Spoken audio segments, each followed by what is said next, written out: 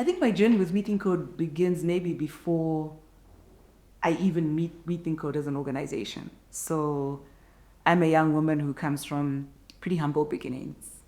My grandmother was a maid. I talk about how my mom was a teen mom with a lot of grit, who made sure that education was central to myself and my siblings and opened up a world of opportunity for us that is so removed from where we began.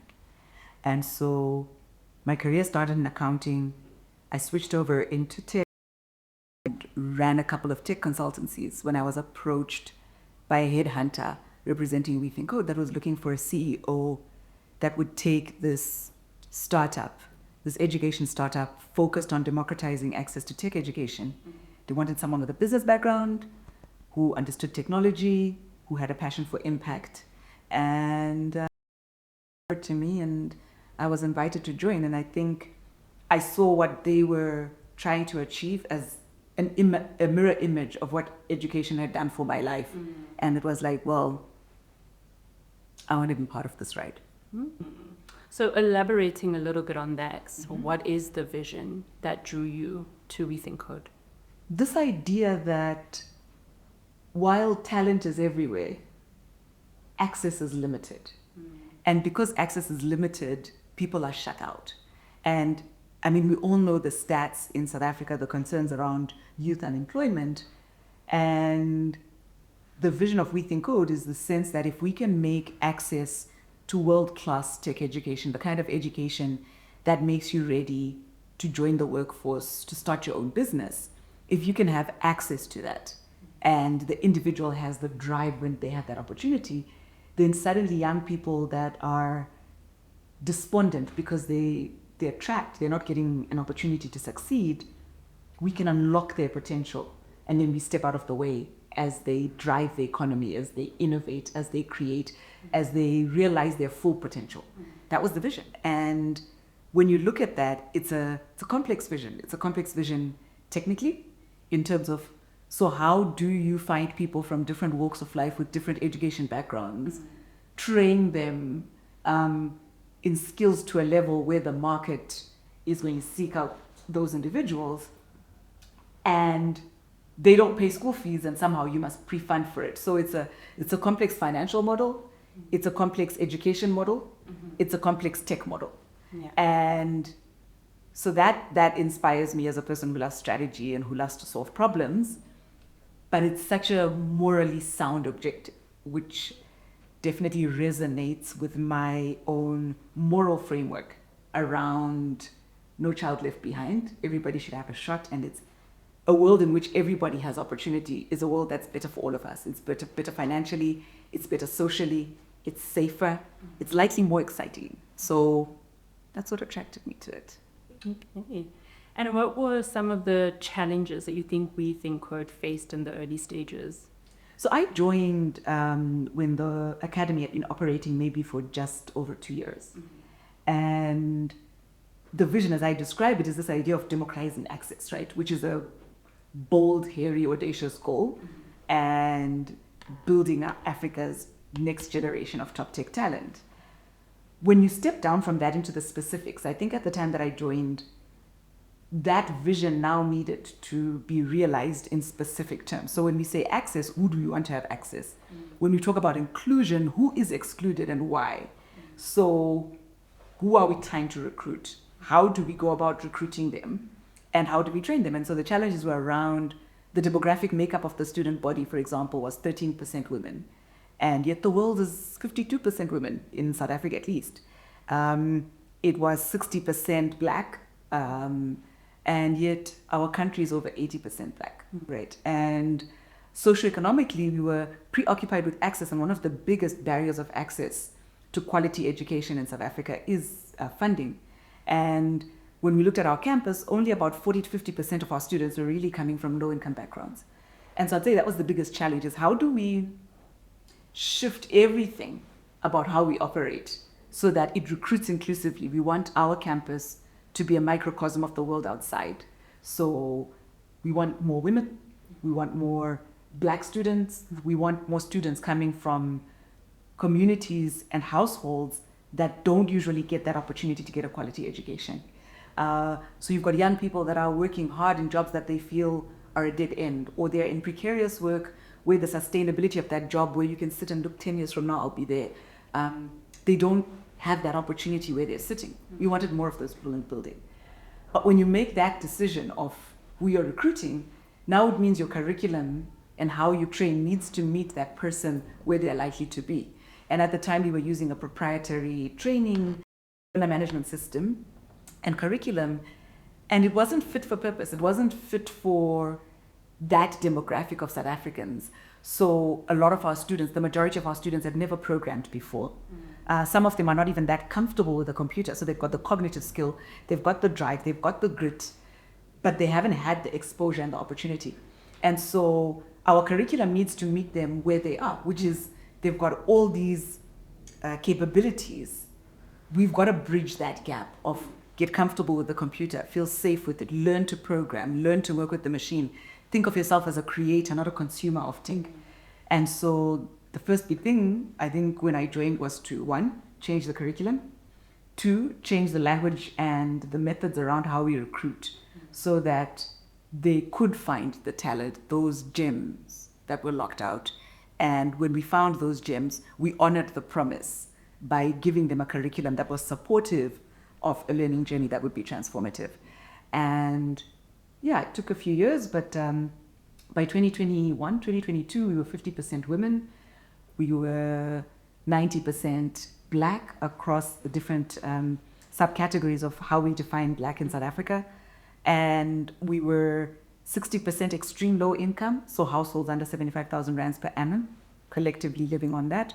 And then 30% households that were above 75,000 but below 350. And yeah, that's phenomenal. We were able to get specific around what is inclusive, and inclusive is essentially looking closely at the South African demographic map and socioeconomic map and mostly enable the most vulnerable in our society. And I think that was a big task. We're happy now that we are represented in that way. But the next big thing is we've got to do larger numbers. We're currently at about 700 students a year, up from 200 odd when I joined.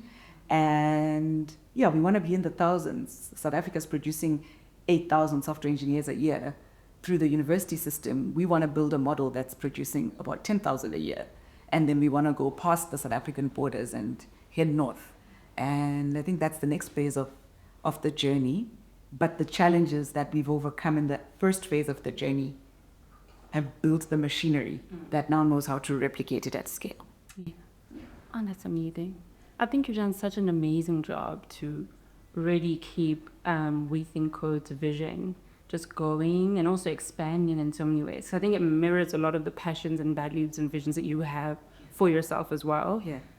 So yeah, that's amazing. Thank you, Nyari. Thank you. We also want to play a little game with you. And in true Nyari style, she caught onto this game before. It was meant to be a surprise. No CD, I was tidying up.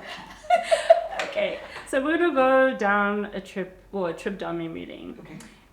Starting with this little image. What does this remind you of? Like, what comes to mind? Okay, this is a picture that would have been taken in 2018. Yeah. The first graduating class of WeThinkCode.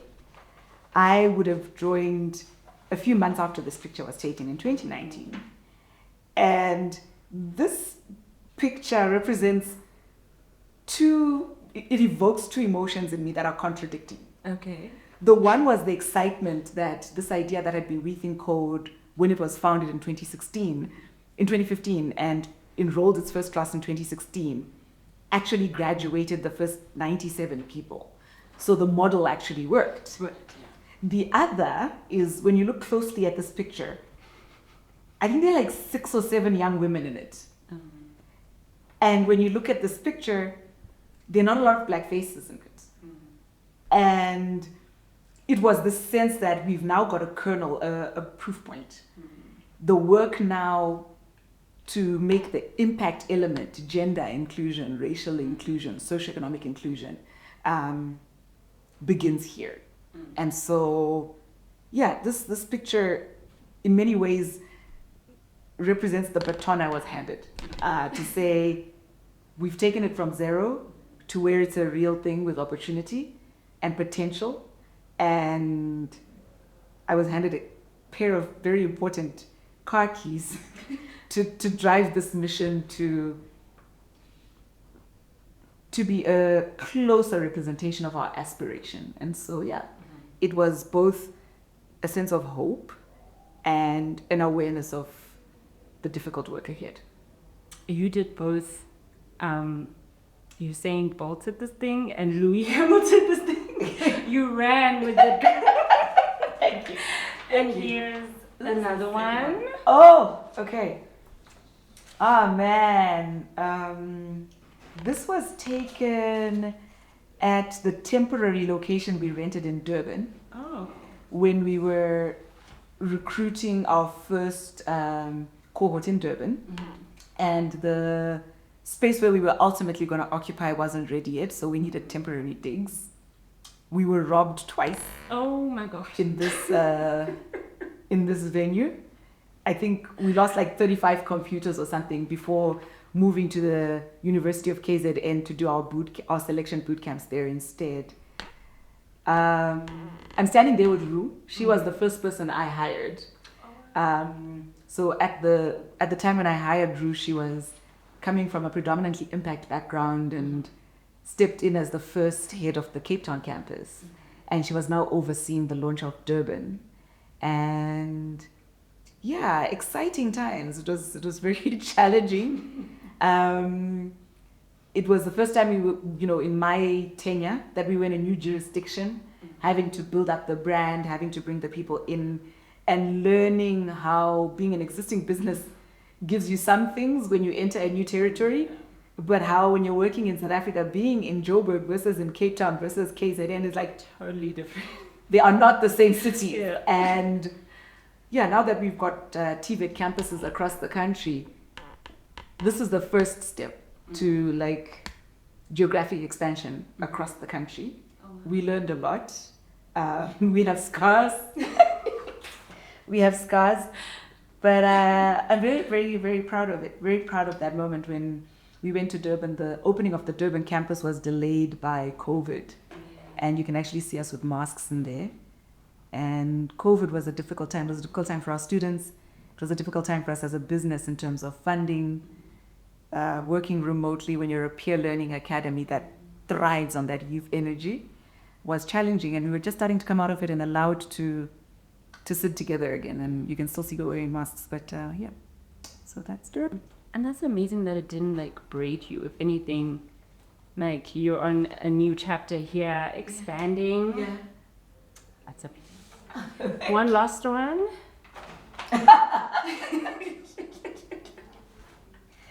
This is Durban again. Okay. Is Is this the 35 laptops that got stolen? These are the 35 laptops that got stolen. So this is us actually. So the laptops were donated to us by Nedbank. Yeah. But they were second-hand laptops that had reached end of life within Nedbank.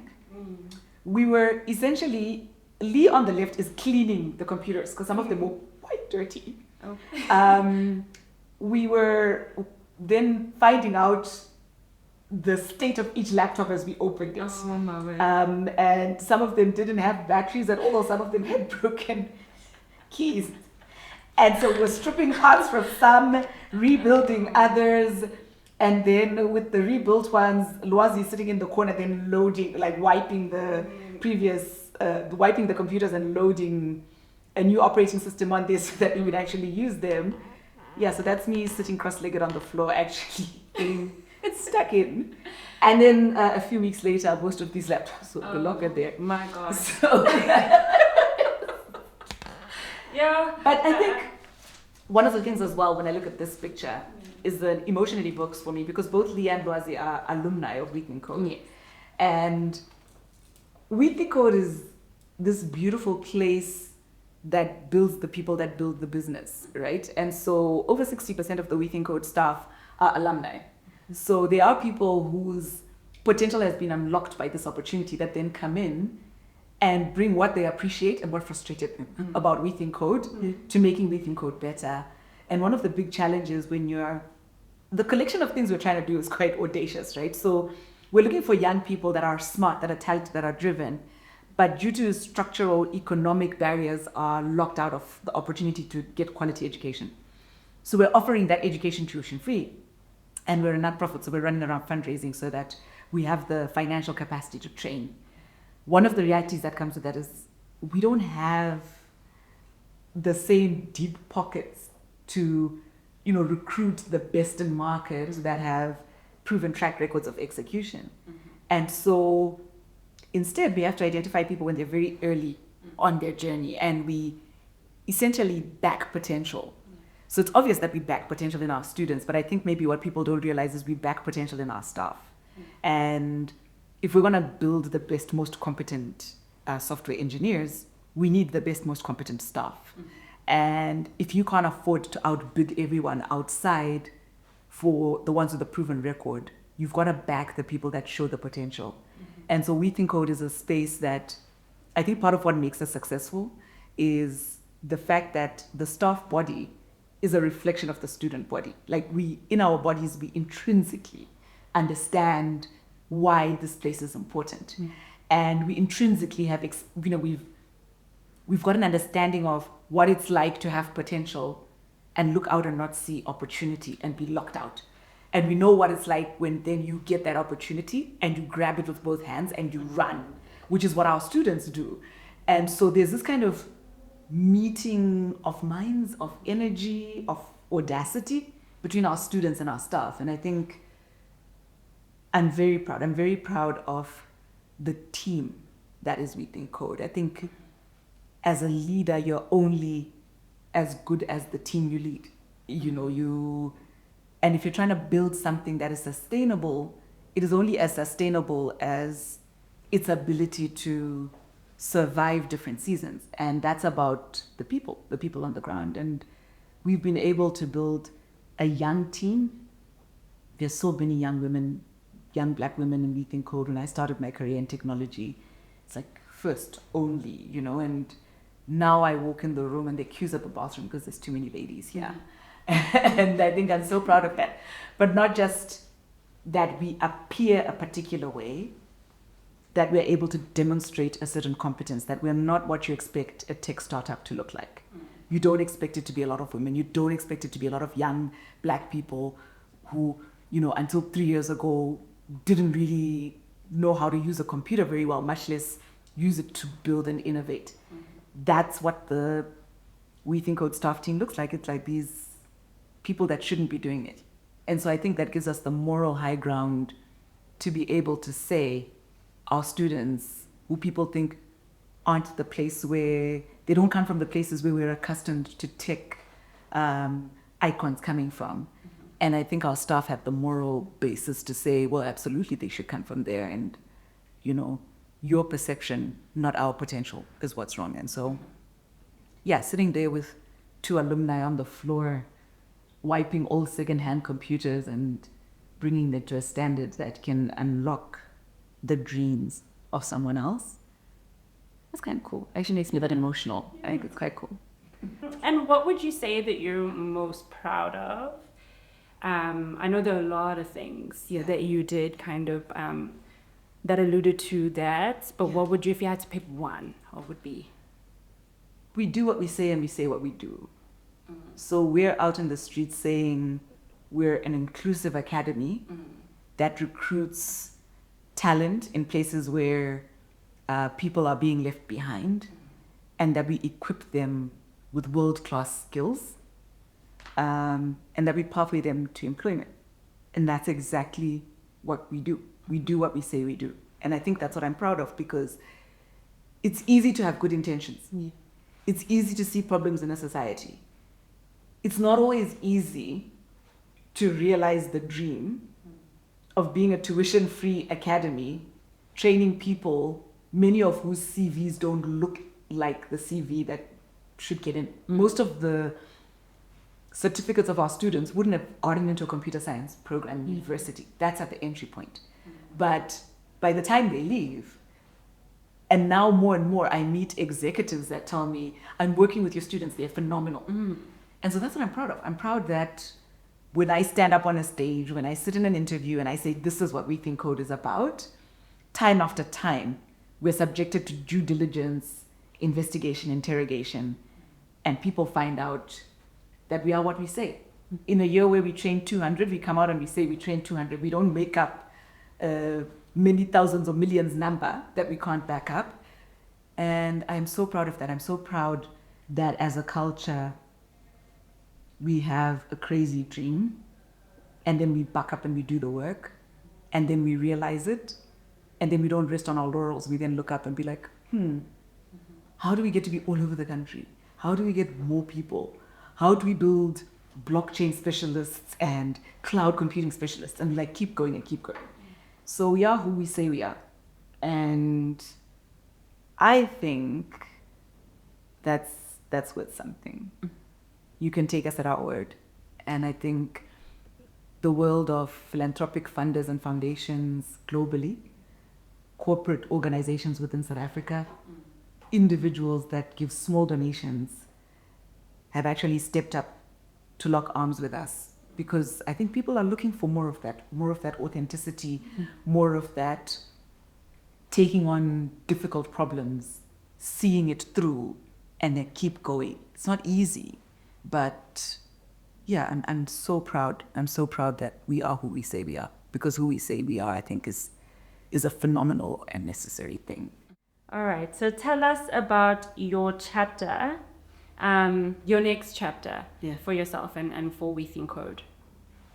So I think what I would say is, when I look at my own skill set and interests, I'm a chartered accountant. I practiced in accounting for 11 years.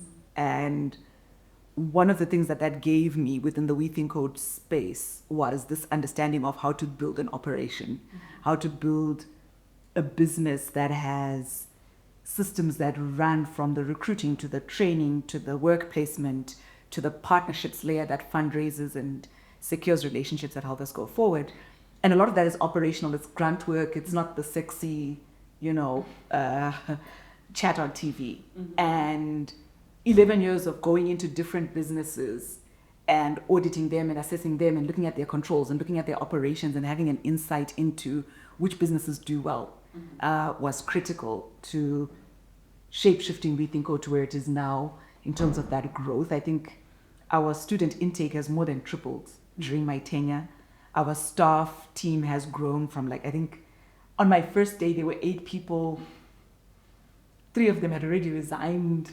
And then within days, a few more were leaving. And it was just about the stage of where the business was to where now we're about to go on team retreat. And I was like, really? There are 38 people coming and growing, because as we look at a national footprint, the thing with education is we leverage as much of the digital technology as we can, but then at some point you need a person.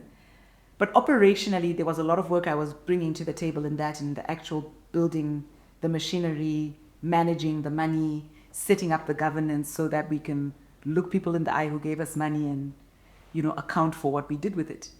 And then my career in technology enabled me to make sure. So WeThinkCode is an edtech company in the sense that we build education technology. And then we're a consumer of that technology in that we're an academy that uses a lot of tech. So we're a tech company, essentially, at the same time that we're an education company. So my time in software consulting, being part of teams that built solutions, running software consultancies, meant that I also understood the technology side of the business. And so things like changing the curriculum, being able to partner with the right people and mentors in industry, and having the vocabulary and the competence around that enabled me to really deepen WeThinkCode's linkages into tech as a community and tech as a business. And so that has been a journey of building the team to build the machine that builds the technology that builds the people that are now out there in the world building software. And that has been very much about creating the supply side of talent. Can we have democratized access? Can we have a tech industry that looks like our country? So that's phase 1. As that grows, the next question becomes, so where are all these growing numbers of techies going to go? So I feel like the first part of my chapter has been supply side of the equation. Set up the thing that builds the people. And we've been passing on those people to our phenomenal partners in finance, in tech, in telcos, in software consultancies, and so forth. We've got a few young entrepreneurs that have come out. The next chapter for me is to move to the other side. I now want to work with WeThinkCode alumni to build tech businesses.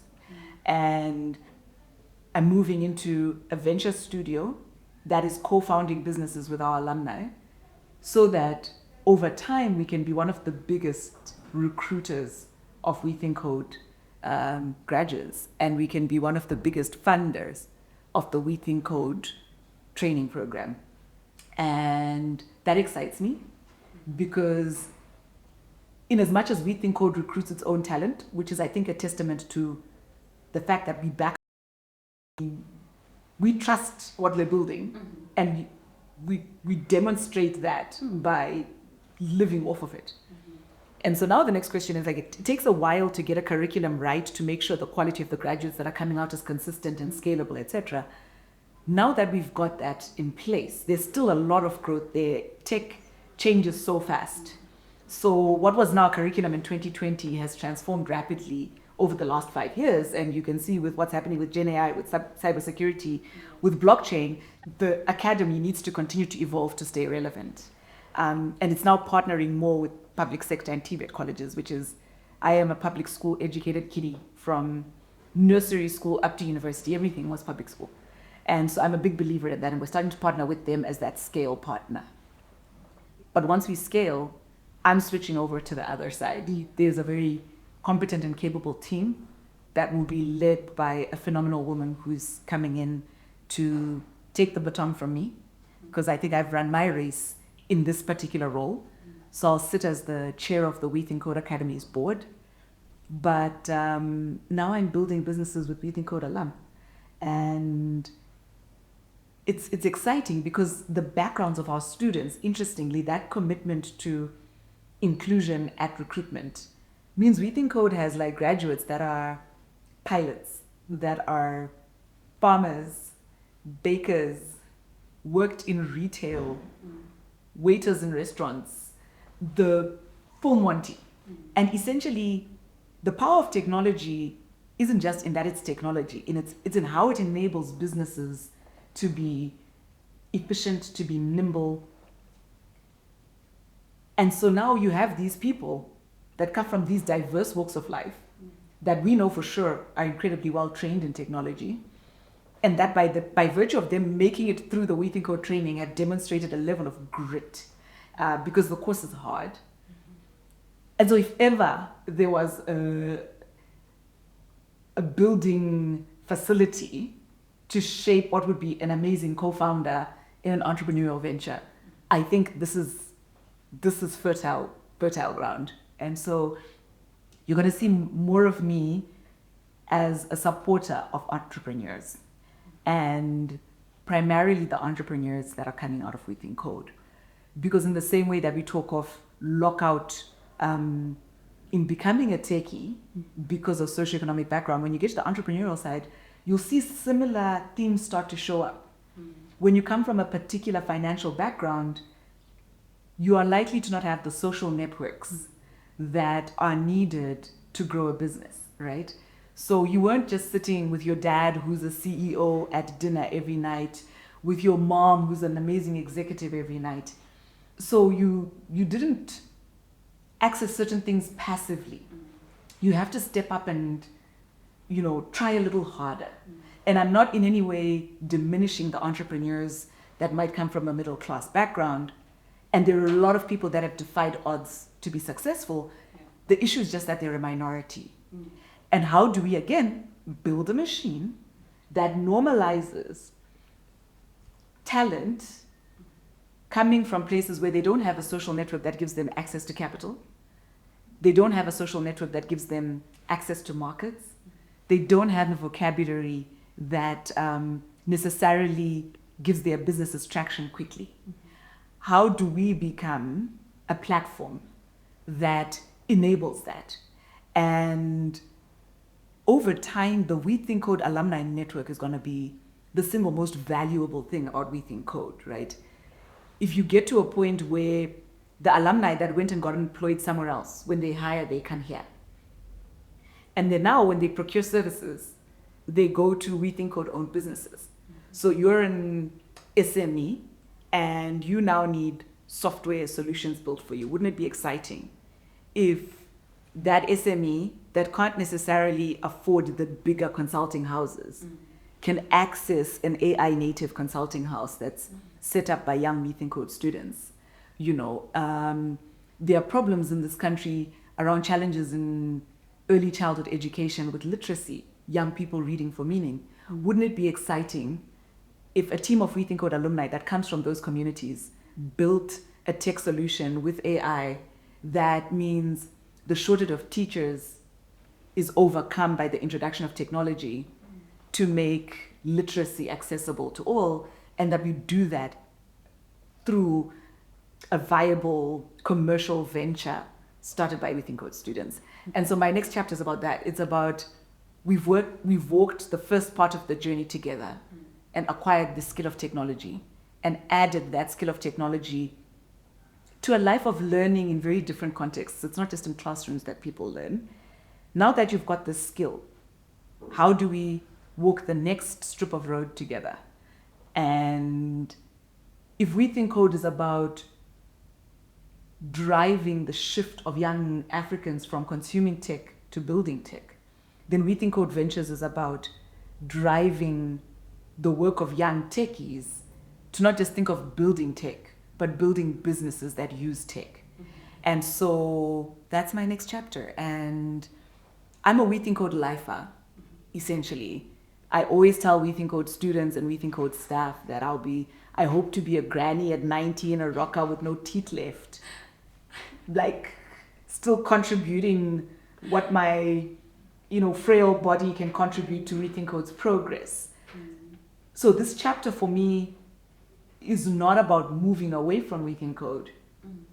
It's about shifting my role, where now after 6 years of being an entrepreneurial leader in this phenomenal social enterprise, I get to be a coach of other entrepreneurs that are building tech-based businesses for consumption by the world, because that was our mission, right? Our mission has always been, we want Africa to be a net exporter of technology as opposed to a net importer of technology. And if you're going to be a net exporter of technology, learning to build technology is the first step. The key is that the technology we build needs to solve solutions that are globally relevant. And that means we've got to build tech businesses. And so that's my next chapter. I've already started. And it's kind of cool because there's a culture, right, in the academy. And one of the toughest part about building businesses and setting them up and getting them going is getting culture right, is securing the right kind of talent, is building the networks. Well, guess what? WeThinkCode has a culture, and it's a culture of talent meets hard work and community gets you across the line. And to have that kind of culture in a new venture is exciting. WeThinkCode has networks. So many people have stepped up to support the work that we do, and we're embedded in the community of philanthropists, technologists, corporations, nonprofits, etc. Now we're going back to these communities and saying, what can we build for you? How can we help you? And how can we become part of your commercial ecosystem on the other side? And yeah, with an endless stream of great talent coming out and a world with so many juicy problems that can be solved by technology, I think we're going to do great things. And I'm going to do those great things with cool people. And I keep having to remind the founders and ventures that I'm not the boss lady anymore. You're peers now. You've crossed over to the other side. I don't know what to do. I'm looking at you. I'm looking at you. And it's nice. It's exciting. And it's still a core enabler of the academy, but I'm just sitting in a different chair. And now as a consumer of the talent on the other side, my role as chair of the academy's board means that I do have a view from a distance to contribute strategic insights.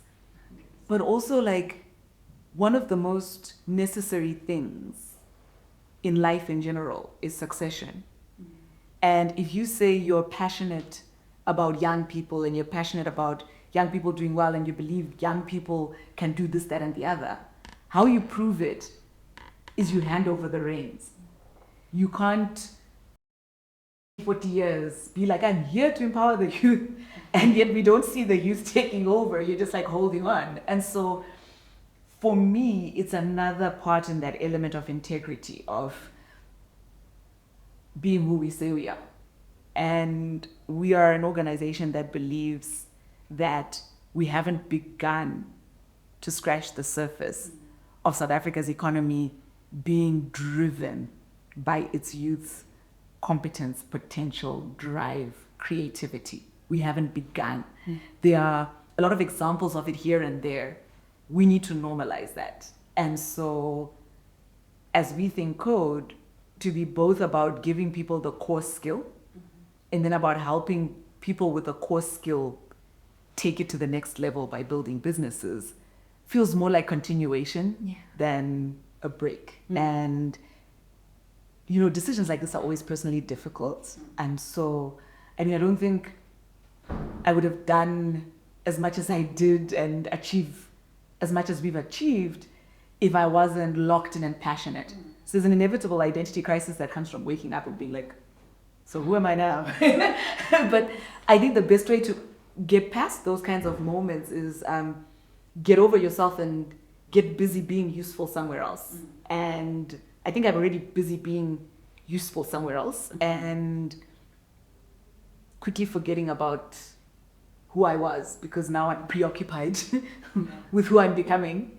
And it's also nice to share responsibility with the team of people that I'm working with, because they're really smart, they're really driven people, they're hungry. And yeah, sometimes I feel bad because they outwork me, like the work rate. It's like at another level.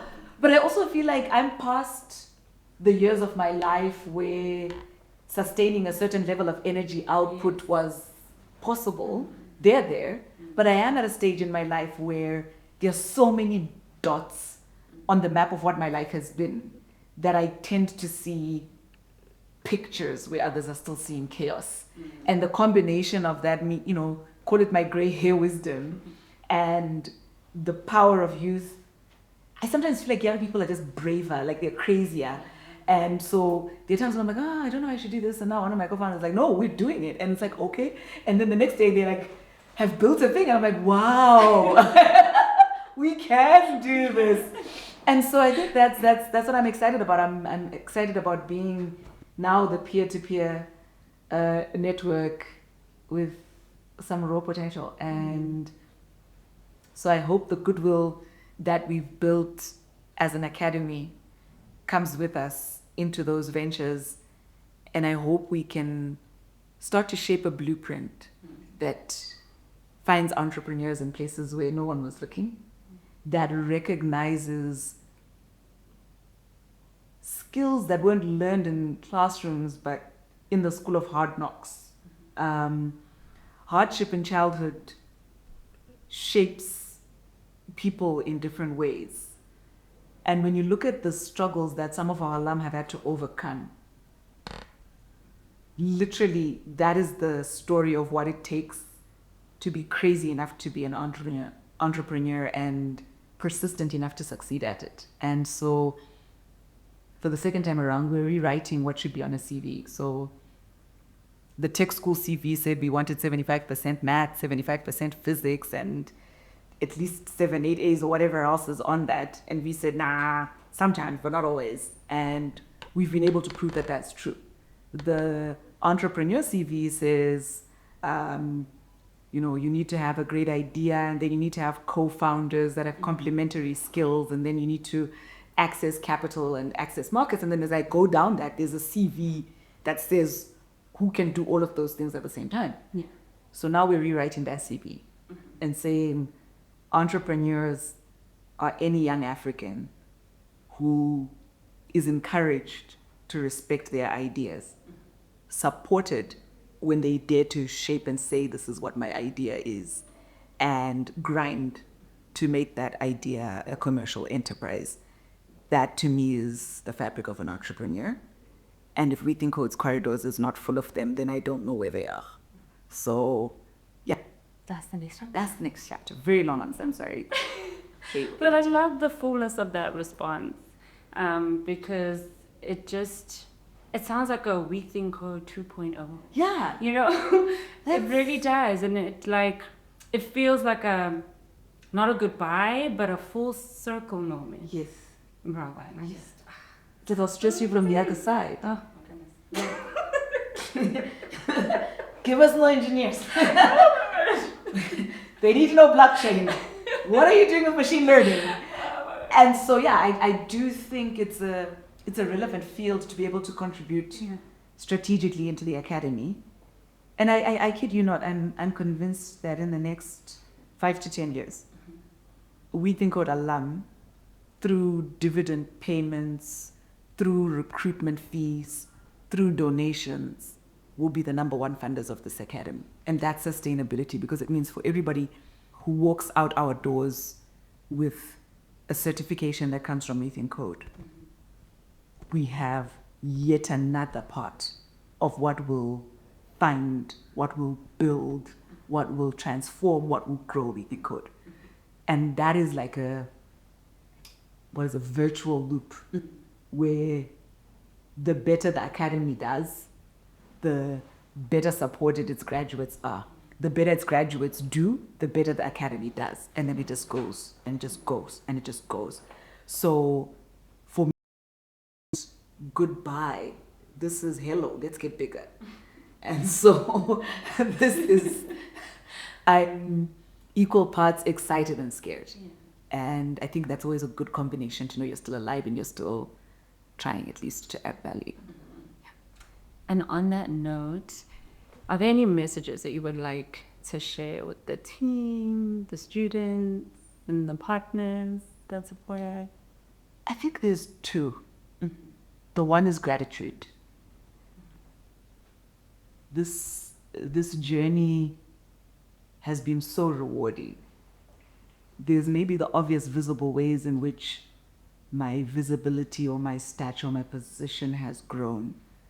But intrinsically, to wake up every day and fight for a worthwhile cause, and then literally see the human faces of what you've impacted, and have people thank you and look at you and appreciate you, and have the simple job of reminding them that you did it.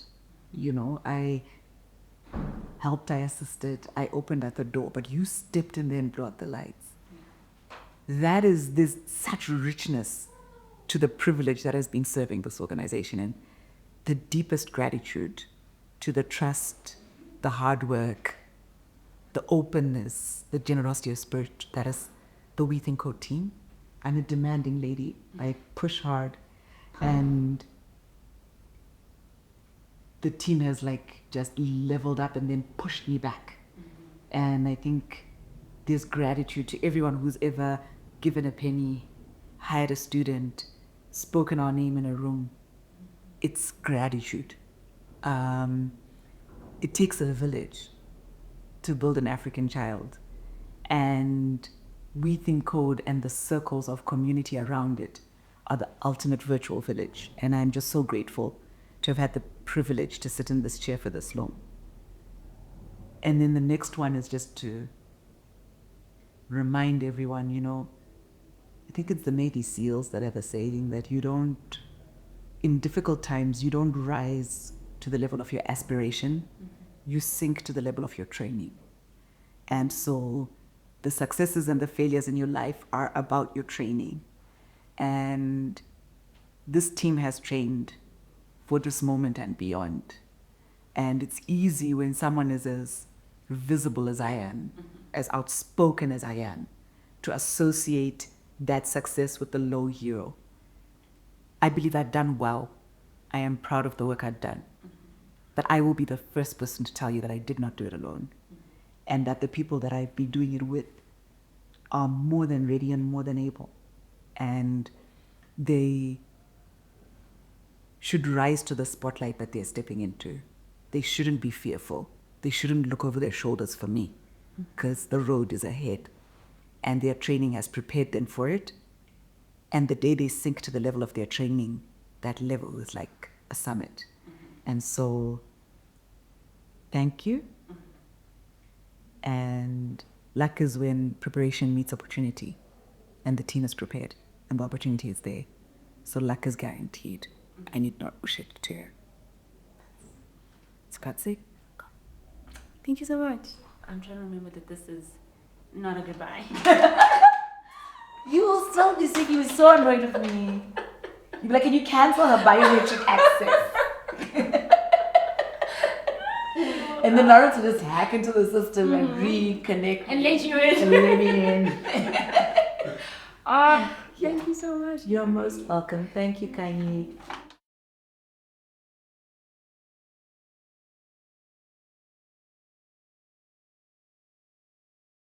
You guys are happy?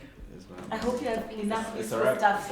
Okay, I it's think alright. it is, definitely. It's Nyari alright. said more than enough.